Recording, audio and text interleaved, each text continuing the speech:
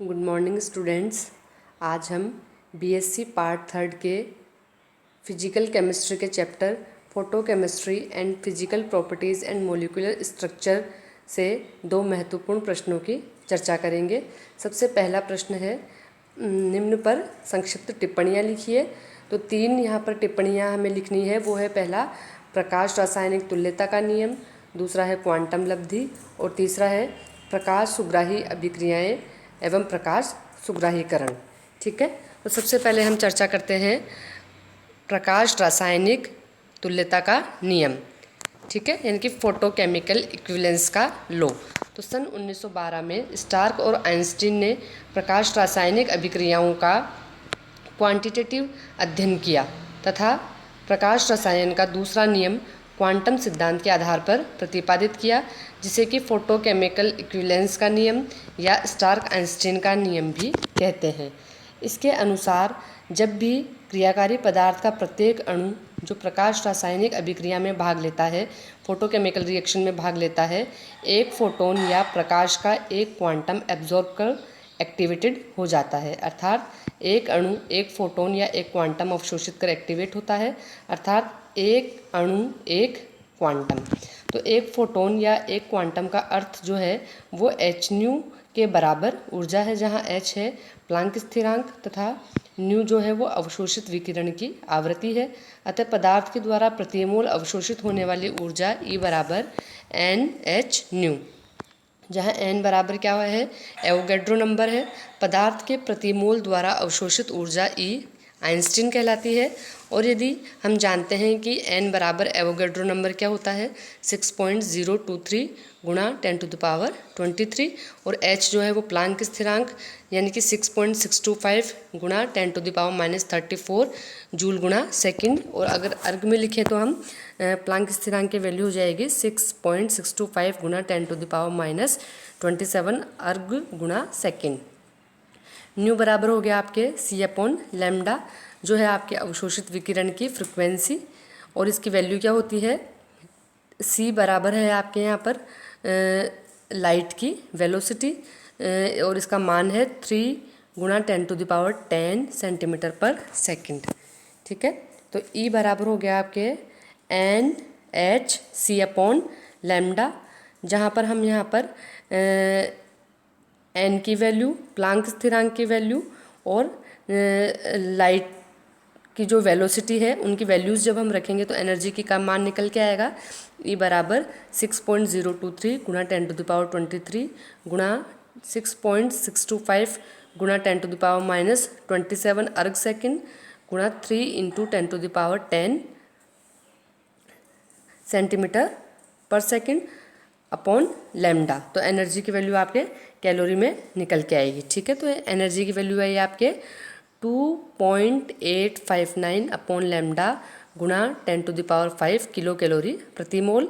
और SI में इसकी वैल्यू क्या आएगी, एनर्जी की 1.96 गुणा 10⁸ अपॉन लैम्डा जूल पर मोल।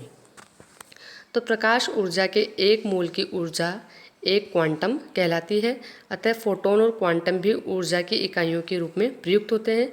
चूँकि एक अणु एक फोटोन या एक क्वांटम अवशोषित करता है, अतः पदार्थ के एक मोल द्वारा अवशोषित ऊर्जा भी एक आइंस्टीन कहलाएगी। ठीक है, तो व्यंजक 1 और 2 से स्पष्ट है कि ऊर्जा जो है वो वेवलेंथ के रेसिप्रोकल होती है, यानी कि energy is inversely proportional to wavelength. अर्थात पदार्थ के प्रति मोल अवशोषित ऊर्जा का मान बढ़ती हुई वेवलेंथ के साथ में घटता चला जाता है। जैसे पराबैंगनी 400 नैनोमीटर वेवलेंथ के लिए ऊर्जा का मान 2.99 गुणा 10⁴ किलो जूल पर मोल निकल के आएगा। यानी कि जब हमने वेवलेंथ का मान 400 नैनोमीटर रखा तो एनर्जी का मान यह आया, और जब हम वेवलेंथ का मान 750 नैनोमीटर रखेंगे तो एनर्जी का मान क्या निकल के आता है, 1.59 गुणा 10⁻2 किलो जूल पर मोल। ठीक है, यानी कि उच्च ऊर्जा वाले दृश्य एवं पराबैंगनी विकिरण जो है वो प्रकाश रासायनिक अभिक्रियाओं के लिए इफेक्टिव रेडिएशंस होते हैं, जबकि ऐसे रेडिएशंस जिनकी वेवलेंथ ज़्यादा होती है यानी कि जिनकी फ्रिक्वेंसी यानी कि एनर्जी कम होती है, यानी कि ये अवरक्त लाल विकिरण रासायनिक दृष्टि से सक्रिय नहीं होते हैं, इफेक्टिव नहीं होते हैं। ठीक है, तो इस नियम की अब हम वैलिडिटी देखते हैं। तो एक फोटोन से उत्तेजित हुए अणु की उत्तेजित अवस्था की जो एज है वो इतनी कम होती है कि उसे दूसरा फोटोन एब्जॉर्ब करने का मौका ही नहीं मिल पाता, इसलिए एक अणु जो है केवल एक ही फोटोन का एब्जॉर्प्शन कर पाता है। ठीक है। दूसरा है कि इन प्रक्रमों में प्रयुक्त प्रकाश की जो इंटेंसिटी है वो इतनी कम होती है कि दूसरे फोटोन को अवशोषित करने की पॉसिबिलिटी नहीं रहती है। लेकिन यदि हायर एनर्जी वाले लेज़र किरणों का उपयोग किया जाए तो वो मल्टीफोटोनिक प्रोसेस की संभावना बन जाती है। अब अपने सेकंड जो है टिप्पणी वो है आपके क्वांटम लब्धि, क्वांटम यील्ड। तो किसी प्रकाश रासायनिक अभिक्रिया की क्वांटम लब्धि या दक्षता दिए गए समय में उत्पादों में रूपांतरित होने वाले अणुओं की कुल संख्या तथा उसी समय में अवशोषित होने वाले फोटोनों की कुल संख्या का अनुपात है। ठीक है। यानी कि किसी भी फोटोकेमिकल रिएक्शंस में जो क्वांटम यील्ड या क्वांटम दक्षता जो है वो दिए गए समय में उत्पादों में परिवर्तित होने वाले अणुओं की संख्या तथा उसी समय में अवशोषित होने वाले फोटोनों की कुल संख्या का अनुपात होता है। दूसरे शब्दों में हम कहें तो क्वांटम लब्धि या क्वांटम दक्षता फाई प्रति फोटोन या क्वांटम प्रकाश अवशोषण से अभिक्रिया करने वाले क्रियाकारी अणुओं की संख्या है। ठीक है। यानी कि जितने क्रियाकारी अणु जो है वो क्वांटम या फोटोन का अवशोषण करके उत्पाद में बदलते हैं उसे हम क्वांटम लब्धि या क्वांटम दक्षता कहते हैं। इसलिए फाई बराबर क्या हो गया, दिए गए समय में अभिक्रिया करने वाले अणुओं की संख्या बटा उसी समय में अवशोषित होने वाले फोटोनों या क्वांटमों की संख्या। या फाई को हम निम्न प्रकार से और परिभाषित कर सकते हैं कि पदार्थ के अभिकृत होने की मात्रा बटा अवशोषित फोटोनों की मात्रा, या फाई बराबर दिए गए समय में अभिकृत मोलों की मात्रा अपॉन उसी समय में अवशोषित आइंस्टाइनों की मात्रा, या प्रकाश रासायनिक अभिक्रिया की दर अपॉन अवशोषित आइंस्टाइनों की संख्या, या फाई बराबर अभिक्रिया की दर अपॉन अवशोषित प्रकाश की ऊर्जा, या फाई बराबर माइनस DA अपॉन DT यानी कि rate of photochemical reaction upon अवशोषित प्रकाश की ऊर्जा। तो इस तरह से हम जो है क्वांटम यील्ड या क्वांटम दक्षता को अलग अलग तरीके से परिभाषित कर सकते हैं। यानी कि प्रकाश रासायनिक तुल्यता के नियमानुसार क्वांटम दक्षता का मान यूनिटी होना चाहिए, लेकिन यह मान जो है वो 0 से लेकर 10⁶ तक हो सकता है। प्राथमिक प्रक्रम के लिए क्वांटम लब्धि फाई का मान हमेशा 1 होता है, लेकिन जब द्वितीय प्रक्रम होता है तब फाई का मान परिवर्तित होता है। तो क्वांटम लब्धि या दक्षता को प्रभावित करने वाले कारक कौन कौन से हैं इसकी चर्चा अब हम करते हैं। पहला है इफेक्ट ऑफ टेम्परेचर यानी कि ताप का प्रभाव। ताप के बढ़ने पर क्वांटम लब्धि में थोड़ी सी वृद्धि होती है। जैसे अमोनिया के अपघटन की क्वांटम दक्षता 100 डिग्री सेंटीग्रेड बढ़ने पर लगभग 15-20% बढ़ जाती है। इफेक्ट ऑफ वेवलेंथ यानी कि वेवलेंथ के बढ़ने पर क्वांटम लब्धि में कमी आती है। जैसा कि हम ऊपर भी देख चुके हैं कि जो है फोटोकेमिकल रिएक्शंस के लिए हायर एनर्जी या हायर फ्रिक्वेंसी वाली जो रेडिएशंस है वो इफ़ेक्टिव होती है। फिर थर्ड है आपके effect of intensity of light यानी कि प्रकाश की इंटेंसिटी बढ़ाने पर क्वांटम लब्धि घटती चली जाती है। निष्क्रिय गैसों का प्रभाव। साधारणतया निष्क्रिय गैसों की उपस्थिति में फोटोकेमिकल रिएक्शंस की जो क्वांटम दक्षता है उसमें वृद्धि होती है। ठीक है। फिर है आपके नेक्स्ट जो है आपके टिप्पणी वो थी आपके प्रकाश सुग्राही अभिक्रियाएं एवं प्रकाश सुग्राहीकरण यानी कि फोटोसेंसिटाइज्ड रिएक्शन एवं फोटोसेंसिटाइजेशन। तो कुछ अभिक्रियाएं ऐसी होती है जो कि लाइट के प्रति सेंसिटिव नहीं होती है। तो इन अभिक्रियाओं में कुछ ऐसी अशुद्धियों को डालकर इन्हें लाइट के प्रति सेंसिटिव बनाया जाता है जो कि प्रकाश को अवशोषित करके अभिक्रिया में भाग लिए बिना उसे उद्दीप्त कर सके। तो ऐसे पदार्थों को हम फोटोसेंसिटाइजर कहते हैं और इस प्रोसेस को हम फोटोसेंसिटाइजेशन कहते हैं और ऐसी रिएक्शंस को हम फोटोसेंसिटाइज्ड रिएक्शन कहते हैं। तो जो फोटोसेंसिटाइजर होता है वो फोटोकेमिकल रिएक्शन में भाग नहीं लेता है, वो केवल एनर्जी कैरियर की भूमिका निभाते हैं। ठीक है। तो जो मरकरी और कैडमियम की जो वाष्प है वो सामान्यतया फोटोसेंसिटाइजर के रूप में कई प्रकार की फोटोकेमिकल रिएक्शंस में काम आती है। ठीक है। जैसे है यहाँ पे आपका मरकरी का वेपर, जब इसको एनर्जी दी जाती है तो ये एक्टिवेटेड हो जाते हैं, और जब ये एक्टिवेटेड मरकरी की जो वाष्प है वो जब किसी रिएक्टेंट मॉलिक्यूल के संपर्क में आता है, कांटेक्ट में आता है, तो ये एनर्जी उसे ट्रांसफ़र कर देता है। तो इसके कई तरह के एग्जाम्पल है। पहला है कार्बन मोनोऑक्साइड और हाइड्रोजन की जो रिएक्शन है, जिसके फलस्वरूप ग्लाइकोजेल बनता है।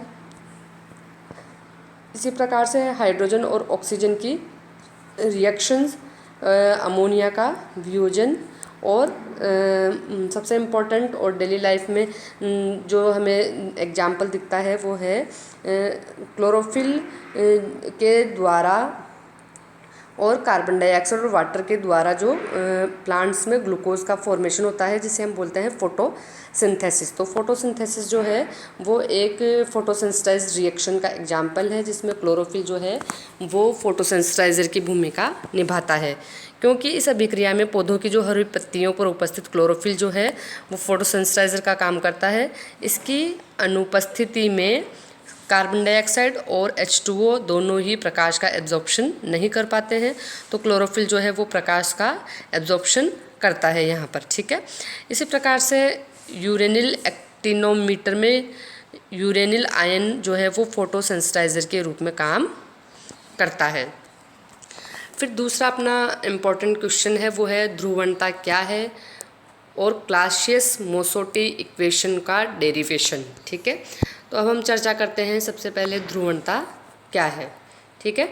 एग्ज़ाम्स की दृष्टि से इम्पोर्टेंट प्रश्नों पर मैं चर्चा कर रही हूँ, तो ध्रुवणता क्या है ये देखते हैं। तो जब किसी अणु को स्थिर वैद्युत क्षेत्र में रखा जाता है, इलेक्ट्रोस्टैटिक फोर्स ऑफ अट्रैक्शन में रखा जाता है, तो वैद्युत क्षेत्र जो है वो उस अणु में इलेक्ट्रॉनिक विन्यास को डिस्टोर्टेड कर देता है, और ये जो डिस्टोर्शन है वो अणु को उपस्थित परमाणुओं के नाभिक और इलेक्ट्रॉनों की साम्यावस्था की स्थिति में परिवर्तन के कारण उत्पन्न होती है। यानी कि अणु में जो डिस्टोर्शन आया है, विकृति आई है, डिस्टोर्शन आया है, वो अणु की जो परमाणुओं के नाभिक और इलेक्ट्रॉनों की साम्यावस्था की स्थिति में जो चेंजेस आ जाते हैं, उसके कारण ये अणु में विकृति उत्पन्न होती है, ठीक है। तो यानी कि जो विकृति है वो अणु में उपस्थित परमाणुओं के नाभिक और इलेक्ट्रॉनों के साम्यावस्था की स्थिति में परिवर्तन के कारण उत्पन्न होती है। परिणाम स्वरूप अणु में धनावेशित और ऋणावेशित केंद्र बन जाते हैं, यानी कि अणु का पोलराइजेशन हो जाता है और उसमें एक डायपोल मोमेंट इंड्यूस्ड हो जाता है। और ये जो डायपोल मोमेंट इंड्यूस्ड हुआ है वो अणु पर लगाए गए स्थिर वैद्युत क्षेत्र की तीव्रता E के डायरेक्टली प्रोपोर्शनल होता है, ठीक है। यानी कि mu induced is directly proportional to E, जहाँ पर E क्या है, वैद्युत क्षेत्र की तीव्रता है, यानी कि म्यू इंड्यूस्ड बराबर अल्फ़ा E, यानी कि म्यू इंड्यूस्ड अपॉन E बराबर अल्फ़ा, जहाँ पर अल्फ़ा बराबर क्या है, प्रोपोर्शनलिटी कांस्टेंट है, जिसे हम अणु की ध्रुवणता कहते हैं। तो अणु के वैद्युत क्षेत्र में ध्रुवित होने की सरलता का माप ही उसकी ध्रुवणता कहलाती है। यदि E बराबर 1 हो तो म्यू इंड्यूस्ड बराबर क्या आ जाएगा, अल्फ़ा, ठीक है। तो चूँकि ध्रुवणता विद्युत क्षेत्र द्वारा अणुओं में हुई विकृति के कारण उत्पन्न होती है, इसलिए इसे विकृति ध्रुवणता भी कहते हैं, ठीक है। इनकी विकृति ध्रुवणता क्यों कहते हैं, क्योंकि जो ध्रुवणता उत्पन्न हुई है या जो प्रेरित द्विध्रुव आघूर्ण उत्पन्न हुआ है वो विद्युत क्षेत्र के द्वारा अणुओं में हुई विकृति के कारण उत्पन्न होती है। और विकृति क्यों उत्पन्न होती है कि परमाणुओं के जो नाभिक है और इलेक्ट्रॉनों के साम्यावस्था में स्थिति में परिवर्तन के कारण विकृति उत्पन्न होती है। तो म्यू इंड्यूस्ड अपॉन E बराबर अल्फ़ा D, ठीक है। इसलिए जहाँ D का मतलब है डिस्टोर्शन, यानी कि विकृति ध्रुवणता। तो समीकरण 1 के अनुसार अणु को इकाई विद्युत क्षेत्र में रखने पर प्रेरित हुआ द्विध्रुव आघूर्ण उसकी ध्रुवणता के बराबर होता है।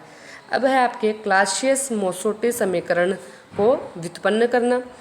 तो माना कि कंडेंसर में लगाया गया स्थिर वैद्युत क्षेत्र E2 है, जिसमें से कुछ वैद्युत क्षेत्र जो है वो सतहों पर प्रेरित आवेश के द्वारा उदासीन कर दिया गया, जिससे ये विद्युत क्षेत्र E2 से घटकर E1 हो गया। यानी कि E2 बराबर क्या हो गया, E1 + 4 पाई I, जहाँ I क्या है, पदार्थ का प्रति इकाई आयतन डायपोल मोमेंट या डाई इलेक्ट्रिक ध्रुवणता है, जिसे हम निम्न समीकरण के द्वारा परिभाषित कर सकते हैं, यानी कि I बराबर म्यू इंड्यूस्ड गुणा N, जहाँ N क्या है, प्रति ml पदार्थ में अणुओं की संख्या। समीकरण 1 में हम E1 का भाग देंगे तो E2 बटा E1 बराबर E1 बटा E1 तो आपके 1 आ गया plus 4 pi I upon E1, जहाँ पर E2 अपॉन E1 बराबर क्या हो गया, D, पदार्थ का डाइलेक्ट्रिक कांस्टेंट हो गया, ठीक है, और D -1, जहाँ मतलब कि E2 अपॉन E1 बराबर पदार्थ का डाइलेक्ट्रिक कांस्टेंट हो गया, तो E2 बाई E1 की जगह अपन ने D रख दिया, और पक्षांतरण से 1 जब इधर आया तो आपके D -1 हो गया, और इधर बच गया आपके 4 पाई I अपॉन E1, ठीक है, जिसे हम कैसे लिख सकते हैं, वज्र गुणा से E1 ब्रैकेट में D -1 बराबर 4 पाई I, ठीक है। अब जो विद्युत क्षेत्र की तीव्रता है E, वो कंडेंसर की प्लेटों के मध्य जो स्थिर विद्युत क्षेत्र है E2 और माध्यम प्रेरित द्विध्रुव के कारण उत्पन्न बल -4 पाई I तथा गोलाकार द्विध्रुव के तल पर प्रेरित आवेश 4/3 पाई I पर निर्भर करता है, यानी कि E बराबर E2 plus 4/3 pi I minus 4 pi I।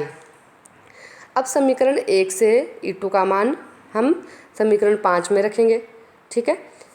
तो हम देखते हैं कि E2 बराबर क्या था, E1 प्लस 4 पाई I, ठीक है। तो E2 का मान रखा हमने E1 plus 4 pi I plus 4/3 pi I minus 4 pi I, ठीक है। तो 4 पाई I और माइनस 4 पाई I आपस में कैंसिल आउट हो गए, तो E बराबर E1 प्लस 4/3 पाई I बच गया। तो समीकरण 4 से 4 पाई I का मान समीकरण 6 में रखेंगे। तो समीकरण 4 में हम देख रहे हैं कि 4 पाई I का मान क्या है, E1 ब्रैकेट में D -1, ठीक है। तो जब ये मान रखेंगे तो E बराबर E1 प्लस 1/3 E1 ब्रैकेट में D -1, क्योंकि 4 पाई I का मान क्या है आपके समीकरण 4 में, E1 ब्रैकेट में D -1, ठीक है। तो जब ये मान रखा तो आपके 4 पाई I की जगह ये मान रखा, तो E बराबर हो गया E1 प्लस 1/3 E1 ब्रैकेट में D -1, और जब यहाँ पर लघुत्तम समापवर्ती लिया जाएगा तो E का मान निकल के आ जाएगा E1/3 ब्रैकेट में 2 प्लस D, ठीक है। अब E का मान जब यहाँ रखेंगे तो E बराबर क्या होता है, म्यू इंड्यूस्ड अपॉन अल्फ़ा, ठीक है, यानी कि E बराबर हो गया आपके म्यू इंड्यूस्ड अपॉन अल्फ़ा। तो समीकरण 2 से म्यू इंड्यूस्ड का मान जब रखा जाएगा तो E1/3 ब्रैकेट में 2 प्लस D बराबर 1/n अल्फ़ा, ठीक है। 1/n अल्फ़ा नहीं बोलेंगे हम, इसे बोलेंगे I/n अल्फ़ा, क्योंकि हमने देखा था यहाँ पर समीकरण 2 में I बराबर क्या था, म्यू इंड्यूस्ड गुणा n, ठीक है। तो म्यू इंड्यूस्ड का मान क्या आ जाएगा, I/n, ठीक है। तो ये इक्वेशन यहाँ रखेंगे हम, तो E1/3 ब्रैकेट में 2 प्लस D बराबर I/n अल्फ़ा। तो I बराबर क्या हो गया, n अल्फ़ा E1/3 ब्रैकेट में 2 प्लस D। अब I का जो ये मान है वो हम समीकरण 4 में रखेंगे, तो E1 ब्रैकेट में D -1 बराबर 4 पाई I का मान क्या रखा, n अल्फ़ा E1/3 ब्रैकेट में 2 प्लस D, ठीक है। यानी कि D -1 बराबर क्या हो गया, 4 पाई n अल्फ़ा E1 अपॉन 3 गुणा E1, जो कि पक्षांतरण से आया है वो E1 भी नीचे आएगा और ब्रैकेट में 2 प्लस D आ जाएगा। अब ऊपर वाले E1 से नीचे वाला E1 क्या हो जाएगा, कैंसिल आउट हो जाएगा, और ये 2 प्लस D जो है वो वज्र गुणा से D -1 के नीचे आ जाएगा। तो D -1 अपॉन 2 प्लस D बराबर 4/3 पाई n अल्फ़ा। तो यदि पदार्थ का अणुभार m है और जो घनत्व है वो रो है, तो इकाई आयतन में पदार्थ के अणुओं की संख्या क्या हो जाएगी, स्मॉल n बराबर कैपिटल N गुणा रो अपॉन m, जहाँ पर n क्या है, एवोगैड्रो नंबर है। तो n का जो ये मान है वो समीकरण 11 में जब हम रखेंगे तो d-1 अपॉन d+2 बराबर 4/3 पाई n रो अपॉन m गुणा अल्फ़ा। ठीक है, यानी कि d-1 अपॉन d+2 गुणा वज्रुणा से m ऊपर आ जाएगा और रो नीचे चला जाएगा। तो इधर क्या बचेगा आपके राइट हैंड साइड में 4/3 पाई n अल्फ़ा या P1, जहाँ P1 जो है वो पदार्थ का प्रेरित मोलर ध्रुवण कहलाता है, प्रेरित मोलर ध्रुवण। ठीक है, जिसका मान क्या होता है, P1 का मान होता है 4/3 पाई n अल्फ़ा। और इस समीकरण 12 को ही हम क्लासियस मोसोट्टी इक्वेशन कहते हैं। ओके।